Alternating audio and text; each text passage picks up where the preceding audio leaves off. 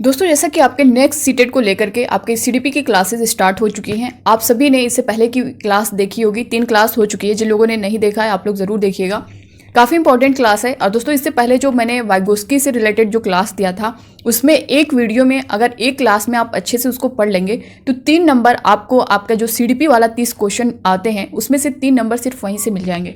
दूसरा, जीन पियाजे से आपने देखा होगा, अगर जो 20 अगस्त को जिन अभ्यर्थियों ने एग्जाम दिया है, जिन लोगों ने नहीं दिया है आप लोग पेपर देख सकते हैं 20 अगस्त वाला, उसमें आपने देखा होगा कि 3 क्वेश्चन जो है दोस्तों ये थे सिर्फ वाइगोस्की से और 2 क्वेश्चन हम देखें तो जीन पियाजे से थे।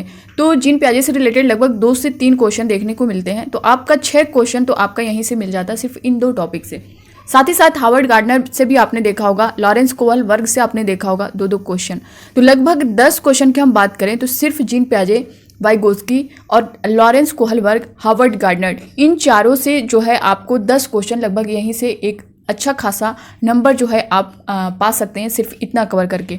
तो वाइगोस्की से रिलेटेड मैंने पूरा डिटेल दे दिया है इससे पहले की क्लास में, आप लोग ज़रूर देखिएगा। और आज जो है हम लोग जीन पियाजे से रिलेटेड जितने भी सिद्धांत हैं, जितने भी उनसे रिलेटेड वर्ड हैं, जो जितने भी सब कुछ है, संज्ञानात्मक सिद्धांत जो उन्होंने दिया था, नैतिकता वाला दिया है, सब कुछ हम लोग डिटेल में जानेंगे। इन्होंने कौन सी बुक लिखी है, इनकी कौन सी बुक है, सब कुछ जानेंगे। आप लोग बने रहिएगा वीडियो के लास्ट तक बिना स्किप कर। दोस्तों नए हो चैनल पर सब्सक्राइब कर लीजिएगा, बेल आइकन को प्रेस कर लीजिएगा ताकि सीटेट से रिलेटेड या किसी भी शिक्षक भर्ती से रिलेटेड हर ऑथेंटिक अपडेट आपको टाइम पर मिलती रहे। और दोस्तों यहाँ पे मैं आपको बता दूं कि ये क्लास सिर्फ सीटेट वालों के लिए नहीं है। आप चाहे यूपी टेट में, जैसा कि यूपी टेट एग्ज़ाम भी होने वाला है दिसंबर जनवरी तक आपको देखने को मिलेगा, वहीं अगर आप किसी शिक्षक भर्ती की भी, जैसा कि इसके बाद आपको किसी भी भर्ती में बैठना ही बैठना है, तो उसमें भी जो है पेडागोजी सीटीपी का क्या रोल होता है आप सभी को पता है। तो आप सभी के लिए, चाहे किसी भी स्टेट के हों आप, सीटेट आपको देना है, सुपर टेट देना है, सभी के लिए। और यहाँ पे जो टॉपिक में जहाँ पे मैं आपको बताते हुए जा रही हूँ, जो कंटेंट वाले फैक्ट वाले क्वेश्चन है, मैं आपको सभी बता रही हूँ दोस्तों। ये जो है आपको सीटेट में पूछेगा, ये आपको यूपी टेट में पूछता है इस तरह से, और ये जो है आपको सुपर टेट में देखने को मिलेगा। सब कुछ मैं आपको बताते जा रही हूँ। आप इस क्लास में, जितनी भी क्लास मैं दे रही हूँ, सिर्फ दोस्तों आपका सब कुछ कवर होगा, चाहे आपका स्टेट टेट हो या फिर सी टेट हो या फिर किसी भर्ती में जो है आप बैठने जा रहे हैं। तो आप लोग जो है, आपसे यही रिक्वेस्ट करूँगी, इस क्लास को ज़्यादा से ज़्यादा लोगों को जोड़िएगा ताकि जो है ज़्यादा से ज़्यादा लोग जुड़ सकें। और नए हो चैनल पे सब्सक्राइब जरूर कर लीजिएगा, बेल आइकन को प्रेस कर लीजिएगा ताकि जो है हर क्लास जो है आपको टाइम पर मिले। यहाँ पे स्टार्ट करते हैं जीन पियाजे का। पियाजे के प्रमुख शब्द जो हैं आपने देखे होंगे, सीटेट के एग्जाम में खास तौर पर आपने देखा होगा, जो पेडागोजी के में कुछ वर्ड आपको दिखते हैं वो समझ में नहीं आते हैं ये होता क्या है। तो जीन पियाजे से रिलेटेड जो वर्ड है उसके बारे में आप डिटेल समझ सकते हैं। जैसा कि आपके जो एग्जाम में जो क्वेश्चन आया था जीववाद, यहाँ पे आप देख पा रहे होंगे थर्ड पॉइंट पे दिया गया है जीववाद। तो ये क्या होता है, उसका करेक्ट आंसर था वो जीववाद। तो अभी जो है इसको करने के बाद, पूरा क्लास अटेंड करने के बाद दोस्तों, डिटेल देखने के बाद हम लोग जो है क्वेश्चन भी सॉल्व करेंगे। और जो आपके एग्जाम में क्वेश्चन आया हुआ है उसको भी मैं दिखाऊंगी। जिन लोगों ने दिया है उनको तो पता ही है, जिन लोगों ने नहीं दिया वो लोग भी देख लेंगे। और फिर इनसे रिलेटेड जितने भी क्वेश्चन बनेंगे सारी क्लास से, मैं सबकी प्रैक्टिस भी कराऊंगी। प्रीवियस ईयर जितने क्वेश्चन पूछे गए हैं टॉपिकों से रिलेटेड सब कुछ करवाऊंगी। जो जिस तरह से नए क्वेश्चन बन सकते हैं सब कुछ हम लोग करने वाले हैं। तो यहाँ पे पहला पॉइंट आप लोग देख पा रहे हैं, वस्तु अस्थाई। तो ये होता क्या है इसके बारे में आप लोग देख सकते हैं। दोस्तों आप जो है एक नोट्स भी तैयार करते हुए चलिए। फर्स्ट क्लास आपने देखी होगी, फर्स्ट क्लास से आप जो है सीरियल वाइज, इसकी जो है मैं इसका फोल्डर प्लेलिस्ट में बना दूंगी सीरियल वाइज, आप लोग वहाँ से सीरियल वाइज देख सकते हैं। वरना जो है आप लोग नोट्स बना लेंगे तो शार्ट टाइम जो लास्ट में आपके 10 दिन 5 दिन बचते हैं उसमें आप लोग जो है रिविज़न कर सकते हैं। और इस तरह भी मैंने इसमें बिल्कुल भी एक्स्ट्रा चीज़ नहीं है, ये खुद नोट्स मैंने मेरे बनाए हुए हैं। तो आप लोग जो है थोड़ा सा भी इसमें आप देखेंगे कहीं भी कोई एक्स्ट्रा चीज़ें नहीं मिलेंगी। जो दोस्तों जो मेन है, पॉइंट है, जो चीज़ें आपके एग्ज़ाम में आनी हैं, अगर इसको करने के बाद दोस्तों आप प्रैक्टिस कर लीजिएगा, आपको खुद अंदाज़ा हो जाएगा कि हाँ आपने कितना कवर किया है, कितना पढ़ा है। तो यहाँ पे वस्तु अस्थाई तो क्या होता है इसके बारे में हम लोग जानेंगे। यहाँ पे आप लोग देख पा रहे होंगे, भले ही वस्तु आँखों से ओझल हो लेकिन उसका अस्तित्व बना रहता है, वस्तु अस्थाई तो कहलाता है। जैसे कुछ चीज़ें हैं हमें पता होती है कि ये हैं या ऐसे हैं, तो वो कुछ देर बाद जब वो ओझल हो जाती हैं तब भी ये रहता है कि हाँ वो चीज़ें वहाँ पे थीं, ऐसा अस्तित्व में बना रहता है। तो यही चीज़ें जो है वस्तु अस्थायी तो कहलाती हैं। दूसरा, संक्रिया वर्ड क्या होता है, इसका क्या मतलब है, तो किसी वस्तु या आकृति को बिगाड़ कर पहले जैसा करने का प्रयास संक्रिया कहलाता है। जैसे कोई बच्चा है, कोई खिलौना खेल रहा है, जैसा कि हम लोग वाइगोस्की में मैंने आपको समझाया था कि एक बच्चा है, मान लीजिए हाथी लेकर के खेल रहा है। हाथी मीन्स खिलौने वाला हाथी, आप उसको रियल वाला हाथी मत समझिएगा। कोई बच्चा है जो उस हाथी को लेकर के खेल रहा है और खेलते खेलते अचानक से उसका जो मान लीजिए जो 4 पैर होते हैं, एक पैर टूट गया उसका, तो वो उसे जो है सही करने की कोशिश कर रहा है, या फिर वो खुद से जान के तोड़ा या कैसे भी टूट गया तो उसे उसको जो है पूरी कोशिश कर रहा है अपनी उसको सही करने की। वही चीज़ जो है संक्रिया में आएगी। जैसा कि आप देख पा रहे किसी वस्तु या आकृति को बिगाड़कर पहले जैसा करने या प्रयास जो है ये संक्रिया कहलाएगी। दूसरा यहाँ पे जीववाद देख पा रहे, जीववाद से रिलेटेड आपका क्वेश्चन भी पूछा गया था। बच्चे आसपास की वस्तुएं एवं खिलौनों को जीवित समझकर भ्रमित हो जाते हैं, यही जो है जीववाद होता है। जैसे जो छोटा बच्चा होता है, कोई खिलौना है तो वो उसको जीवित समझता है, उससे बोलेगा, उससे बातें करेगा, उसी तरह की एक्टिविटी करता है। आपने देखा होगा, आपके घर में बच्चे होंगे तो यही जो है जीववाद कहलाता है। ये क्वेश्चन आपसे पूछा गया है और दोस्तों इसका एक एक पॉइंट बहुत इंपॉर्टेंट है। संक्रिया है, जीववाद है, मूल प्रत्यात्म व्यवहार है, ये परावर्ती क्रिया, ये सारी चीज़ें जो है बहुत इंपॉर्टेंट है आप सभी के लिए। दूसरा जो है आप देख पा रहे मूल, यहाँ पे मूल प्रवृत्त्यात्मक व्यवहार, फोर्थ पे देख पा रहे होंगे जन्मजात व्यवहार, जैसे हंसना रोना, इसमें आता है मूल प्रवृत्त्यात्मक में। ठीक है, ये जो है जन्मजात होता है, जैसे बच्चा हंसता है, रोता है, पैर पटकना, ये सारी चीज़ें, तो ये सब जो है मूल प्रवृत्त्यात्मक व्यवहार में आएंगे। दूसरा जो है प्रावर्ती क्रिया, ये क्या होता है? ये जो है बच्चे जिस कार्य को सीख लेते हैं उसी को बार बार करके आनंदित होते हैं, यही जो है परावर्तित क्रिया कहलाता है। जैसे एक तरह से बच्चा जो है छोटा होता है तो अपनी अंगुली चूसता है, अंगूठे को चूसता है, तो ये जो है इसमें आएगा। ठीक है, तो ये सारे वर्ड आप लोग ध्यान दीजिएगा, ये सीटेट में बहुत वर्ड देखने को मिलते हैं आपको। ये जहाँ मुझे लगेगा दोस्तों ये यूपी टेट में क्वेश्चन पूछा जाता है, ये सीटेट में पूछा जाता है, तो मैं आपको बताते हुए चलूँगी। और यहाँ पे मैंने बताया जितने भी पॉइंट्स बता रही हूँ ये सब सीटेट के लिए बहुत ही इंपॉर्टेंट है। यहाँ पे देख पा रहे होंगे अविलोमीयता, अनुत्क्रमणशीलता, अपलटावीपन, अप्रतिवर्ती, इसका क्या मतलब है? ये क्या होता है? देखिए, एक बार शुरुआती बिंदु से आगे निकलने पर बालक शुरुआती बिंदु पर वापस नहीं आ पाता है, इसे जो ही अविलोमीयता कहते हैं। जैसे 4 + 3 आप देख पा रहे, इसको काउंट करने के बाद वो 7 तो बना लेता है, लेकिन 7 के बाद वो 4 और 3 पर वापस नहीं जा पाता है, यही जो है अविलोमीयता या फिर अनुत्क्रमणशीलता या फिर अपलटावीपन या फिर अप्रतिवर्ती। तो जहाँ पे ये वर्ड आएगा आप लोग ध्यान दीजिएगा कि बच्चा जो है आगे तो सब कुछ कर लेता है लेकिन वो पीछे वापस जा नहीं पाता है, इसे ही बोला जाता है। और यही जो है एक विलोमीयता, इसका जस्ट अपोजिट होगा, जिसमें बच्चा लौटकर वापस वहाँ तक चला जाता है। जैसे क को व बना देना, फिर व को क बना देना, इस तरह से। तो अगला जो देख पा रहे, अगला पॉइंट दिया गया है संरक्षण का अभाव। और दोस्तों ये सभी पॉइंट्स बहुत ही इंपॉर्टेंट है, मैं आपसे अभी भी कह रही हूँ बहुत इंपॉर्टेंट है सीटेट के लिए। यहाँ पे संरक्षण का अभाव ये क्या होता है? आकृति में। और दोस्तों ये जो सुपर टेट आपका यूपी में होने जाएगा ना, यहाँ से आप लोग 10 नंबर जो है जो आपका सीडीपी का है 30 क्वेश्चन होता है, शिक्षण कौशल का है, बाल मनोविज्ञान का है, जीवन कौशल का है, तो यहाँ से 30 क्वेश्चन भी बनेंगे। तो आप लोग जो है अगर ये आपका तैयार रहेगा ना, तो आने वाली भर्तियों में भी आपको ज़्यादा मेहनत नहीं करनी पड़ेगी, आप रिविजन करेंगे, आपका सब कुछ सेट हो जाएगा। अगला जो है संरक्षण का अभाव, ये क्या होता है? बच्चे शुरुआती आकृति में किसी प्रकार का परिवर्तन होने पर शुरुआती आकृति भूल जाते हैं। जैसे बूंद से आपने देखा इस तरह से बूंद बनाया, फिर उसको जो है इस तरह से कमल बना दिया, ठीक है। अब फिर जो है वो जो है बूंद को भूल जाते हैं, इसको जो है भूल जाते हैं कि उन्होंने बूंद बनाया था। तो ये क्या होगा? संरक्षण के अभाव की वजह से ऐसा होता है, इसको आप लोग ध्यान दीजिएगा। ये सारे टॉपिक जो है सीटेट के लिए बहुत इंपॉर्टेंट है। यहाँ पे केंद्रीकरण क्या होता है, इसको जान लेते हैं। किसी वस्तु या घटना को सिर्फ एक संकुचित तरीके से सोचने को ही केंद्रीकरण कहा जाता है। ये भी आपके सीटेट का इस बार जो 20 अगस्त का एग्जाम हुआ है उसमें आया हुआ है। अभी मैं क्वेश्चन दिखाऊंगी किस तरह से क्वेश्चन पूछा गया है। दूसरा जो है दोस्तों स्कीमा क्या होता है? स्कीमा प्रारूप या फिर योजना, ये क्या होता है? बच्चे की सूचनाओं का भंडार गृह, जहां वह अपनी सूचनाएं सहेज कर एक निश्चित योजना के अनुसार रखता है, उसे ही स्कीमा कहा जाता है। ठीक है, इसको ये भी बहुत इंपॉर्टेंट है। इस बार तो नहीं दिया, लेकिन ये हर साल अगर प्रीवियस ईयर क्वेश्चन उठा के देखें तो स्कीमा से क्वेश्चन आपका पूछता है। एक बार इसको समझ लीजिएगा, बच्चे की सूचनाओं का भंडार गृह, जहां वो अपनी सूचनाएं सहेज कर एक निश्चित योजना के अनुसार रखता है, स्कीमा कहलाता है। ठीक है, जैसे सीरियल वाइज उसको रखता है, एक तरह से ये भी कह सकते हैं, तो ये स्कीमा में आता है। अगला पॉइंट जो दिया गया है वो है अनुकूलन। ये बहुत इंपॉर्टेंट है दोस्तों। यहाँ से अनुकूलन के 2 पार्ट जो है समावेशन समायोजन, जो आप देख पा रहे होंगे, बहुत ही इंपॉर्टेंट है सीटेट के लिए। तो यहाँ पे ये होता क्या है, इसको जान लेते हैं। जानकारी को जरूरत के अनुसार ढालना जो है, जैसे बच्चा प्राप्त सूचनाओं को अपने हिसाब से ढाल लेता है, उसे ही अनुकूलन कहते हैं। और ये जो है 2 तरीके से करता है, एक समावेशन और एक समायोजन। समावेशन में क्या होता है, बच्चा जो है पुरानी सूचनाओं में नई सूचनाओं को जगह देता है, उसको ऐड कर लेता है। जैसे उड़ने वाले पक्षियों में तोते की जगह गौरैया को शामिल करना, इस तरह से आप समझ सकते हैं, बच्चा जो है उसको ऐड करता है। दूसरा यहाँ पे जैसे मान लीजिए कोई बच्चा है, पतंग को देखकर वो बोलता है कि पापा वो रही पक्षी, पतंग को जो है वो पक्षी बोलता है, बट पापा बोलते हैं कि नहीं बेटा वो पतंग है।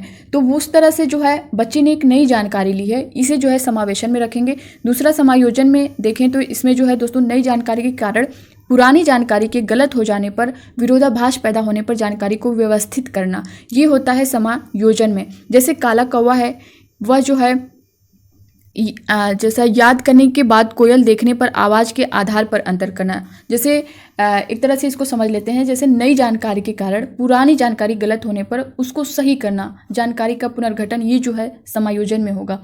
ठीक है, जैसे उसकी आवाज़ पे हम देख लेते हैं कि काला कौवा है और कोयल है। कौवा जो है काँव काँव इस तरह से बोलता है और कोयल जो है कूकू बोलती है, तो उसके आवाज़ पे डिफरेंस करना, उसको समझना, ये जो है समायोजन में आएगा। कलर के आधार पर, आवाज़ के आधार पर, ये सारी चीज़ें समायोजन में आएगी। मतलब उसके एक एक पार्ट के आधार पर उसको अलग करके उसको समझना और इसमें जो है ऐड करना होता है। ठीक है, तो आई होप कि समावेशन और समायोजन समझ में आया होगा। और दोस्तों बहुत ही इंपॉर्टेंट है ये सीटेट के लिए। और यहाँ पे देख पा रहे होंगे संतुलन साम्य धारण, ये क्या होता है इसके बारे में जान लेते हैं। जब बच्चे की सूचनाओं में कोई भी विरोध नहीं है, यह प्रक्रिया समावेशन या समायोजन द्वारा होती है। कौन सी? संतुलन।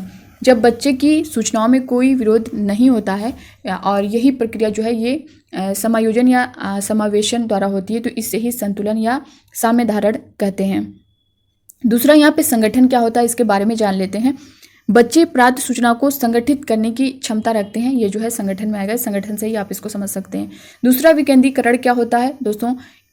एक ही समय में किसी वस्तु या विचार के कई पक्षों पर ध्यान देना, ये जो है विकेंद्रीकरण कहलाता है। ठीक है, एक ही समय में किसी वस्तु या विचार के कई पक्षों पर ध्यान देना।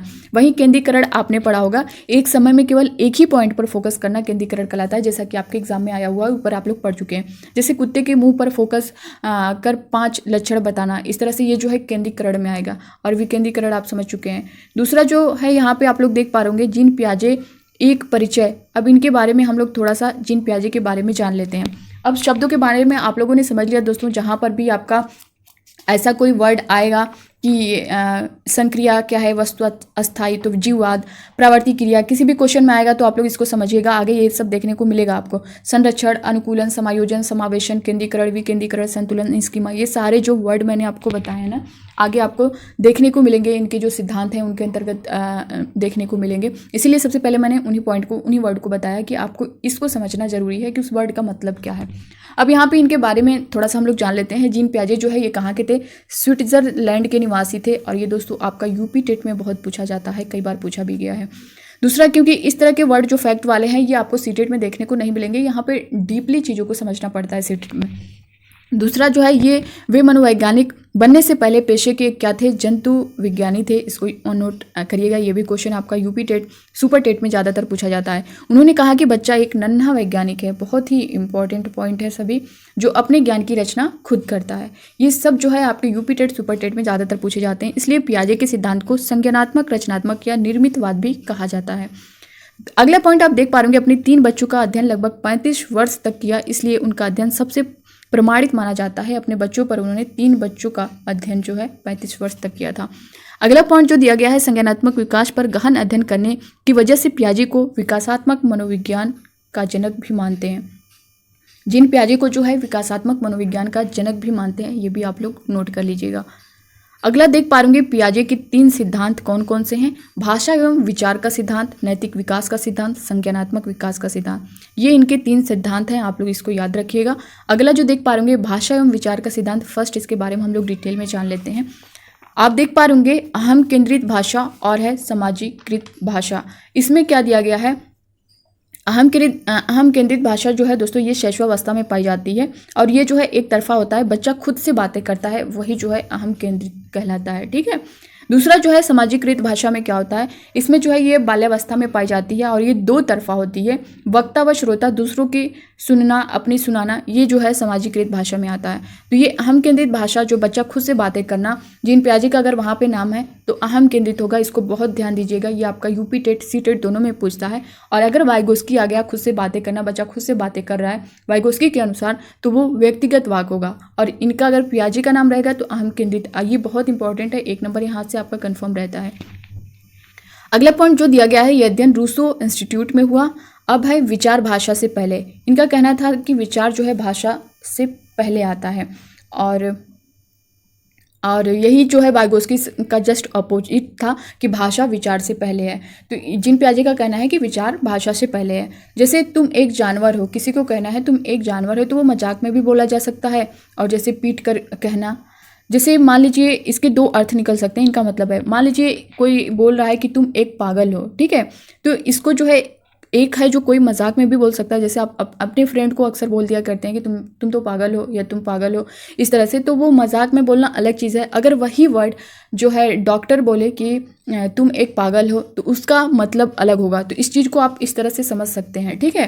तो इन्होंने विचार बोला कि विचार भाषा से पहले है, इसी वजह से। यहाँ पे देख पा रहे होंगे, यहाँ वाक्य का अर्थ शब्दों पर नहीं बल्कि कहने वाले के इरादे पर निर्भर करता है। इस चीज़ को आप समझ सकते हैं। जैसे मैंने एक एग्जांपल दिया कि तुम एक पागल हो, जैसे फ्रेंड लोग अक्सर एक दूसरे को बोलते रहते हैं, तो ये मजाक हुआ। और अगर वही चीज़ डॉक्टर बोल दे तो वो एक अलग उसका मतलब हो जाता है। तो यही इनका कहना है कि यहाँ वाक्य का अर्थ शब्दों पर नहीं बल्कि कहने वाले के इरादों पर निर्भर होता है कि वो किस वजह से ऐसा बोल रहा है, ठीक है। और स्रोत इनकी पुस्तक जो है आप देख पाएंगे, language and thought of a child इनकी पुस्तक है। इसको आप लोग याद रख सकते हैं। ये बुक जो है ज़्यादातर आपके सीटेट में नहीं पूछेगा, ये जो है यूपी टेट और सुपर टेट में पूछता है। अगला जो यहाँ पे देख पा रहे पियाजे का नैतिक विकास का सिद्धांत। स्रोत जो आप देख पा रहे the moral judgment of a child, the moral judgment of a child, पियाजे का नैतिक विकास। यहाँ पे दोस्तों इनके 3 जो है नैतिक विकास हैं। फर्स्ट पे आप देख पा रहे पूर्व नैतिक अवस्था जो कि 0 से 5 वर्ष तक है। और सेकेंड में आप देख पा रहे प्रायत्त प्राधीन या विश्वमांगी नैतिकता जो कि 5 से 10 वर्ष है। और यहाँ पे स्वायत्त या स्वतंत्र परिस्थगत सापेक्ष नैतिकता जो कि 10 से प्लस है। तो पूर्व नैतिक अवस्था जो 0 से 5 वर्ष तक है, इसमें जो है सही गलत की जानकारी नहीं होती है, ठीक है। दूसरा जो है यहाँ पे प्रायत्त प्राधीन विषमांगी नैतिकता, इसमें क्या होता है कि नैतिकता निश्चित होती है, इसे बदल नहीं सकते हैं। जैसे जीवों को मारना पाप है, ये 5 से 10 वर्ष में होता है। दूसरा जो है स्वायत्त स्वतंत्र परिस्थितिगत सापेक्ष नैतिकता, ये 10 वर्ष से प्लस वालों के लिए है और नैतिक ज़रूरत के अनुसार जो है बदल सकती है। जैसे मैं एग्जांपल देख पा रही कि मैं आर्मी में हूँ, आतंकवादी जीव हैं, फिर भी मारना पड़ेगा। तो ये जो है नैतिकता ज़रूरत के अनुसार बदलती है। इसमें किसमें? स्वायत्त स्वतंत्र परिस्थितिगत सापेक्ष नैतिकता में। तो ये 3 इनके जो है अवस्था है पियाजे के नैतिक अवस्था में 3 है, पूर्व नैतिक अवस्था, प्रायत्त, स्वायत्त। इसके बारे में आप लोग को पूरी जानकारी हो गई होगी, ठीक है। अगला जो है यहाँ पे देखते हैं,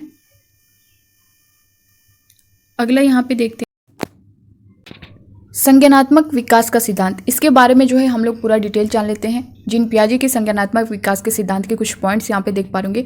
पियाजे का सिद्धांत संज्ञानात्मक निर्मितवाद कहलाता है। अगला पॉइंट जो है पियाजे के अनुसार बच्चे अनुकूलन द्वारा सीखते हैं। अनुकूलन, निर्मितवाद, ये सब आपने जो वर्ड मैंने बताया है उसका मतलब आप लोग समझ सकते हैं। पियाजे के सिद्धांत में 4 चरण हैं जिन्हें गुणात्मक चरणों में आगे बढ़ाया गया है। अगला पॉइंट जो है किसी भी चरण को ना तो छोड़ा जा सकता है और न ही चरणों में क्रम बदला जा सकता है। जो इनके संज्ञानात्मक सिद्धांत का जो 4 चरण है उसमें जो है क्रम वाइज है, जैसा कि संवेदी पेशी या इंद्रिय जनित अवस्था है, पूर्व संक्रियात्मक अवस्था है, मूर्त संक्रियात्मक अवस्था है, अमूर्त या फिर औपचारिक संक्रियात्मक अवस्था है। तो उसको ना ही बदला जा सकता है, ना ही चेंज किया जा सकता है, ना ही चरण को जो है बदला जा सकता है। उसके बारे में ये बताया गया है। अगला यहाँ पे देख पा रहे संज्ञानात्मक विकास के चरण। इसमें जो है फर्स्ट दिया गया है संवेदी गामक संवेदी पेशीय इंद्रिय जनित अवस्था जो कि 0 से 2 वर्ष तक होती है, ठीक है। और बहुत इंपॉर्टेंट है ये चारों आपके सी टेट, यूपी टेट या फिर अदर स्टेट या फिर आप सुपर टेट देने जा रहे हो, सभी के लिए ये पॉइंट आपका बहुत इंपॉर्टेंट है। जो इसके चारों चरण हैं, इसमें क्या होता है, बच्चा वस्तु अस्थायित्व होता है, मूल परिवर्तक में व्यवहार करता है। जैसा कि इन सब के बारे में, वस्तु अस्थायित्व के बारे में जैसा कि हम लोग फर्स्ट ही क्लास के स्टार्टिंग में ही हम लोग पढ़ चुके हैं। परावर्तित क्रिया है, स्मृति आधारित अधिगम, मानसिक निरूपण है, अनुकरण है। ये सारी चीज़ें जो है 0 से 2 वर्ष के बीच होती हैं। इंद्रियों द्वारा अधिगम है, इसके बारे में सब कुछ डिटेल हम लोग देख चुके हैं इन वर्ड के बारे में, ठीक है। अगला जो है दूसरा जो है दोस्तों पूर्व संक्रियात्मक अवस्था या फिर पाक संक्रियात्मक अवस्था जो कि 2 से 7 वर्ष होता है। इसमें क्या होता है, अविलोमीयता होता है, संरक्षण का अभाव होता है। इस तरह से पूछ सकता है कि संरक्षण का अभाव किस अवस्था में होता है, तो आप अगर पढ़े रहेंगे तो ये पूर्व संक्रियात्मक अवस्था होता है। केंद्रीकरण जो है केंद्रीकरण किस अवस्था में होता है, इस तरह से पूछ लेगा। जीववाद है, गिनती, वर्णमाला क्रम आदि की शुरुआत, दूसरों के दृष्टिकोण को समझ पाने में असफल, अहम केंद्रिता, ये सारा कहाँ पे होता है, ये जो है पूर्व संक्रियात्मक अवस्था होता है जब बच्चा 2 से 7 वर्ष के बीच होता है। ठीक है, तो इसको आप लोग इस तरह से पूछेगा। ये जो पॉइंट वाइज है ना, इसी को क्वेश्चन में ला देगा और पूछेगा ये किस अवस्था में होगा, तो आपको ये चीज़ याद रखनी है। दूसरा जो अगला पॉइंट है वो मूर्त ठोस या संक्रियात्मक चरण है जो कि 7 से 11 वर्ष तक होता है। यहाँ पे जो है विलोमीयता है, संरक्षण है, विकेंद्रीकरण है, श्रृंखला है, गणितीय संक्रिया है, वर्गीकरण है, क्रम परिपक्व है, तार्किकता की शुरुआत है, समानता एवं अंतर है। ये सारी चीज़ें जो है मूर्त संक्रियात्मक अवस्था में होती हैं, तो इसको आप लोग याद कर सकते हैं, नोट कर लीजिएगा। दोस्तों यहाँ पे आप लोग शार्ट नोट्स जरूर बना लीजिएगा, आपको बहुत हेल्प करेगा। और यहाँ पे एक्स्ट्रा चीज़ें आपको पूरा क्लास देखने पर खुद अंदाज़ा हो रहा होगा कि बिल्कुल भी एक्स्ट्रा चीज़ें नहीं हैं, जो आपके एग्जाम में आनी है, जो आपके लिए इंपॉर्टेंट है, सिर्फ वही मैं दे रही हूँ। अगला जो है औपचारिक या अमूर्त संक्रियात्मक अवस्था जो कि 11 से 15 वर्ष तक होता है, और इसमें अमूर्त चिंतन है, अपसारी चिंतन है, बच्चा जो है परिकल्पनात्मक चिंतन स्टार्ट करता है, तार्किक चिंतन परिपक्व होता है, सृजनात्मक चिंतन होता है। तो ये सारी चीज़ें जो है औपचारिक अवस्था में आती हैं, या फिर औपचारिक या फिर अमूर्त संक्रियात्मक अवस्था में। और साइकोलॉजी ऑफ अ चाइल्ड आप देख पा होंगे, जीन पियाजे की जो बुक है, इसको भी आप लोग याद रख सकते हैं। बुक वगैरह जो है आपसे कथन है, बुक है, ये सब यूपी टेट के एग्ज़ाम या फिर अदर स्टेट के जो टेट के एग्ज़ाम होते हैं उसमें जो वैकेंसी आ रही है, जैसा कि उत्तर प्रदेश में मैंने बताया सुपर टेट में पूछ सकता है, लेकिन जहाँ जहाँ पे सी टेट क्वेश्चन उठाता है, ये सारी चीज़ें मैंने आप सभी को डिटेल में बता दी हैं। अब यहाँ पे दोस्तों, अब इससे रिलेटेड जो क्वेश्चन आपका 20 अगस्त को पूछा गया है, आप यहाँ पे देख सकते हैं इसको। दोस्तों 20 अगस्त को जो आपका सीटेट का एग्ज़ाम हुआ है, उसमें सीडीपी के क्वेश्चन में आप देखेंगे 30 क्वेश्चन में जो आपके जीन पियाजे से क्वेश्चन किए गए हैं, आप लोग अपने स्क्रीन पर देख पा रहे होंगे। क्वेश्चन नंबर 11 को जीन पियाजे के अनुसार पूर्व संक्रियात्मक चिंतन की मुख्य विशेषताओं में से एक है जो किसी स्थिति के एक पहलू पर ध्यान केंद्रित करने और दूसरों की उपेक्षा करने की प्रवृत्ति को संदर्भित करता है। आप समझ पा रहे होंगे, जो किसी स्थिति के एक पहलू पर ध्यान केंद्रित करते हैं। जैसा कि जो वर्ड मैंने जीन पियाजे के जो वर्ड हैं उसके बारे में मैंने डिटेल बताया है आप सभी को कि केंद्रीकरण क्या होता है, विकेंद्रीकरण क्या होता है, संतुलन क्या होता है, स्कीमा क्या होता है, जीववाद क्या होता है, संक्रिया क्या है, वस्तु अस्थायित्व क्या है, ये सारी चीज़ें, संरक्षण क्या है, सबके बारे में मैंने डिटेल बताया है। और यहाँ से क्वेश्चन आपके उठाए जाते हैं, बहुत इंपॉर्टेंट है आप सभी के लिए। तो यहाँ पे जैसा कि बताया गया, किसी स्थिति के एक पहलू पर ध्यान केंद्रित करना, ये क्या कहलाएगा, केंद्रीयन कहलाएगा। ऑप्शन जो सेकंड है ये इसका करेक्ट आंसर हो जाएगा। ठीक है, एक समय में केवल एक ही पॉइंट पर फोकस करना। वही जो विकेंद्रीकरण होता है वो एक ही समय में किसी वस्तु या विचार के कई पक्षों पर ध्यान देना। इस तरह का क्वेश्चन किया जाए तो वहाँ पर भी केंद्रीयन हो जाएगा। तो यहाँ पर जो करेक्ट आंसर होगा केंद्रीयन होगा। वहीं केंद्रीयन की बात करें जैसा कि मैंने बताया। दूसरा यहाँ पे जो अगला क्वेश्चन यहाँ पे पूछा गया है 25 क्वेश्चन आप लोग देख पा रहे होंगे यहाँ पे 25 वाला। 4 वर्ष की अपर्णा कहती है कि एक बटन जिंदा है क्योंकि वह उसकी शर्ट को एक साथ बांधने में मदद करता है। जीन पियाजे के अनुसार उसकी सोच की विशेषता है। एक बटन जिंदा है, जहाँ पे बच्चा उसको कोई किसी खिलौने से खेल रहा है तो उसको जीवित समझ लेता है, तो वो क्या होता है, जीववाद होता है, जिसको मैंने अभी बताया आप सभी को। तो यहाँ पे आप देख पा रहे जीववादी चिंतन, सेकंड में आप देख पा रहे जीववादी चिंतन, ये जो है आपका करेक्ट आंसर हो जाएगा। तो आप इस तरह से इसको पढ़ना है दोस्तों। आप देख पा रहे जितना मैंने आपको बताया है जीन पियाजे से रिलेटेड। टोटल जो क्वेश्चन आपके हैं 2 क्वेश्चन आपसे पूछे गए। और दोस्तों यहाँ तो इस बार मुझे लग रहा है जीन पियाजे से कम क्वेश्चन किया गया है। यहाँ से 3-4 क्वेश्चन देखने को मिल जाते हैं। वहीं जो है वाइगोस्की से 3 क्वेश्चन, 3 क्या 4 क्वेश्चन, एक जो और था उसको मैंने उसमें ऐड नहीं किया था। और कोहल वर्ग का इसके बाद दोस्तों जो लॉरेंस कोहल वर्ग हैं उनके बारे में हम लोग डिटेल में पढ़ेंगे। तो इसके बाद जो आपकी क्लास होने जाएगी वो लॉरेंस कोहल वर्ग से रिलेटेड होगी। आप लोग ज़रूर देखिएगा, बहुत इंपॉर्टेंट है। और दोस्तों आपको ये क्लास अच्छा लगा होगा तो लाइक ज़रूर करिएगा। और आपसे रिक्वेस्ट है ज़्यादा से ज़्यादा आप जहाँ जहाँ शेयर कर सकते हैं ज़रूर शेयर करिएगा, फीडबैक ज़रूर दीजिएगा कि और आपसे रिक्वेस्ट है चाहे टेलीग्राम हो, व्हाट्सएप ग्रुप हो, कहीं भी फेसबुक ग्रुप हो, जहाँ जहाँ आप ऐड होंगे प्लीज़ शेयर ज़रूर करिएगा। मिलते हैं अब नेक्स्ट क्लास में नई अपडेट के साथ। तब तक के लिए bye bye, take care, thank you.